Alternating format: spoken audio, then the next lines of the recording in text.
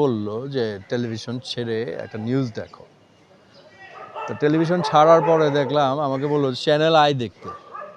তো চ্যানেল আইয়ের স্ক্রলিংয়ে যাচ্ছিল যে চিত্রনায়ক মান্না। তো আমি ওটা দেখে আমার মনে হলো যে মান্না ভাই না, মান্নান নামে কেউ মারা গেছে। তারপর না বিশ্বাস করতে পারি। তারপর আমি ফোন দিলাম হচ্ছে আমাদের এই পিতামাতার আমানতের অ্যাসিস্ট্যান্ট মেকআপ ম্যান ছিল হক নামে একটা ছেলে, ওকে ফোন দিলাম। তখন ও কান্নাকাটি শুরু করলো যে ভাই তো নাই।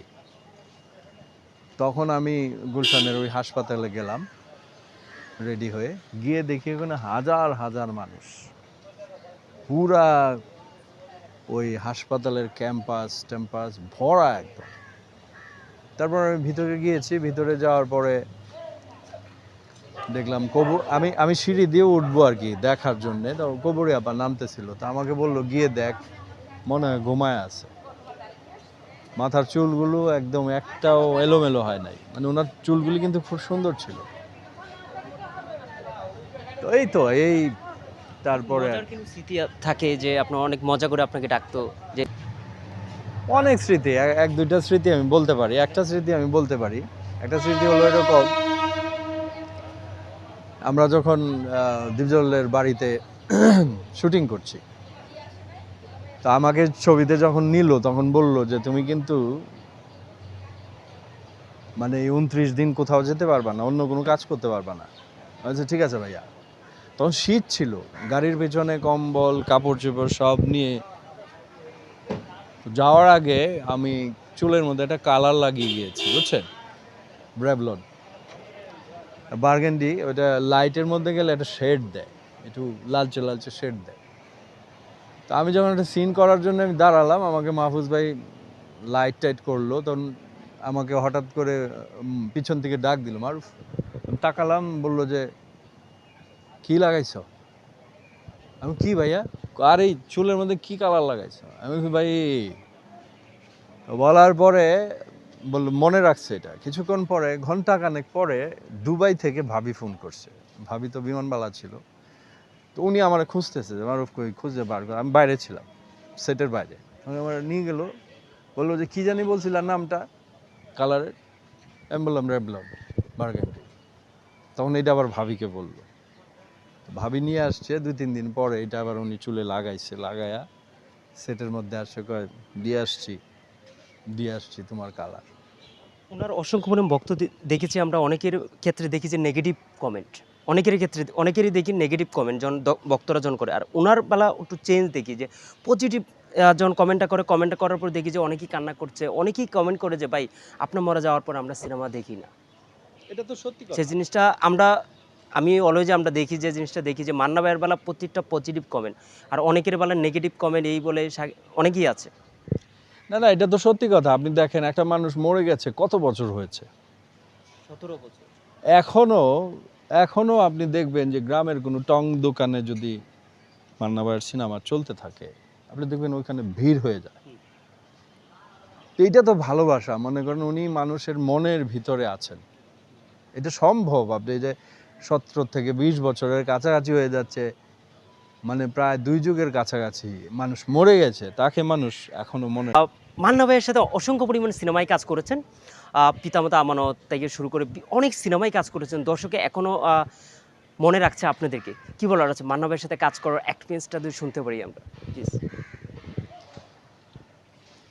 মান্না ভাই সম্পর্কে কথা বলতে গেলে অটোমেটিক্যালি চোখের ভিতর পানি চলে আসে। মান্না ভাই আমার একদম মানে আপন ভাইয়ের মতো ছিল। আমাকে খুবই স্নেহ করতো, ভালোবাসতো। এবং মান্না ভাই স্পেশাল কিছু কাজের জন্য আমাকে বিভিন্ন জায়গায় পাঠাতেন।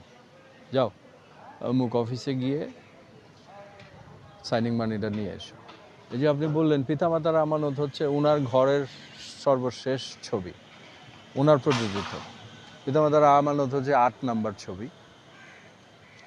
ওই ছবিটা আমরা 29 দিন দীপজলের বাড়িতে একসঙ্গে থেকেছি, একসঙ্গে কাজ করেছি। ছবির সব কিছু হয়েছে, এডিটিং, কালার, সমস্ত কিছু, কিন্তু রিলিজের টাইমে উনি জীবিত ছিলেন না। রিলিজের সময় উনি মারা গেছেন। দেখে যেতে পারেননি এই ছবিটার মানে কীরকম ব্যবসা সফল ছবি ছিল, প্রচণ্ড রকমের ব্যবসা সফল ছবি যেমন ছিল। দেখেছি পিতামাতা সিনেমাটা আমরা দেখেছি, এখনকার গল্পে পিতামাতা আমাদের গল্পের এখনকার সিনেমা ধারে কাছেও নেই। যে জিনিসটা আমরা দেখেছি, আমি নিজেও দেখেছি, অনেক দর্শকই আছে কান্না করছে, অনেকেই কমেন্ট মাধ্যমে জানছে যে এরকম গল্পের সিনেমা বাংলাদেশে কেন হচ্ছে না, বাংলাদেশে হারিয়ে গেছে। কি বল? আপনি তো দেখতে পাচ্ছেন মান্না ভাই নাই মানে ইন্ডাস্ট্রিতে কাজ নাই। আপনি এই যে বললেন পিতামাতার গল্পটা এত চমৎকার ছিল, এখন যে ছবিগুলো হচ্ছে কোনো মেসেজ নাই। মান্না ভাই কিন্তু সমস্ত ছবি করতো, ছবির মধ্যে একটা মেসেজ ছিল। উনি চিন্তা করতেন যে এরকম ছবি বানাবো, এরকম গল্পের ছবি বানাবো। আমরা যখন এই ছবির গল্পটা শেষ হলো, বাবা মার প্রসঙ্গ যখন উঠলো, তো টিমের অনেকেরই নিয়ে বসতো উনি এবং জিজ্ঞেস করতো যে এই ক্যারেক্টারটা কাকে নিব, ওই ক্যারেক্টারটা কাকে নিব। তো মা বাবার যে ক্যারেক্টারটা, বাবার ক্যারেক্টারটা হচ্ছে 4-5টা সিন, খুব ছোট, অল্প 4-5টা সিন। তো উনি বলল যে অনেকেই অনেকের নাম বলছে, কিন্তু উনি রাজ্জাক সাহেবকে নিয়েছেন। রাজ্জাক সাহেবকে নেওয়ার পরে টিমের অনেকেই বলছে যে মার ক্যারেক্টারটা অমুকরে নেন, তমুকরে নেন, ডলি ভাবিকে নেন। উনি বলছে নো, কবরী আপাকে নিব। তো এই হচ্ছে ওনার মানে দূরদর্শিতা ছিল একদম। আপনি প্রতিটা সিকোয়েন্স আপনি দেখবেন ফ্রেমগুলো ভরা, কাউকে ফেলে দিতে পারবেন না আপনি। রাজ্জাক সাহেব ছিল, কবরী আপা ছিল, মান্না ভাই ছিল, পূর্ণিমা ছিল, অপু বিশ্বাস ছিল। ওদিকে আপনি মানে ভিলেনদের একটা বিশাল বড় গ্রুপ ছিল, যেমন সাদেক বাচ্চু ভাই ছিল, তারপরে মিশা সওদাগর ছিল এবং শাঙ্কু পাঞ্জা ছিল, বিশাল বড় একটা গ্রুপ। আমি ছিলাম, আসিফ ইকবাল ছিল, তারপরে মুক্তি ছিল, এরকম মানে প্রচুর আর্টিস্ট নিয়ে ছবি বানায়। উনি যখন মারা যায় খবরটা কোথায় শুনেছিলেন? মান্না ভাই যখন মারা যায় খবরটা আপনি কোথায় ছিলেন, কোথায় শুনেছিলেন, শুনে কেমন লেগেছিল? অনেকেরই দেখেছি কাঁদতে কাঁদতে বেরিয়েছে, সব থেকে বেশি কান্না করেছে আমাদের অনেকেই আছে কান্না করেছে। আমি রাজু এত বেশি কান্না করেছে। আমি ওদিন একটু লেট করে ঘুম থেকে উঠেছিলাম। তা আমাকে একজন ফোন করে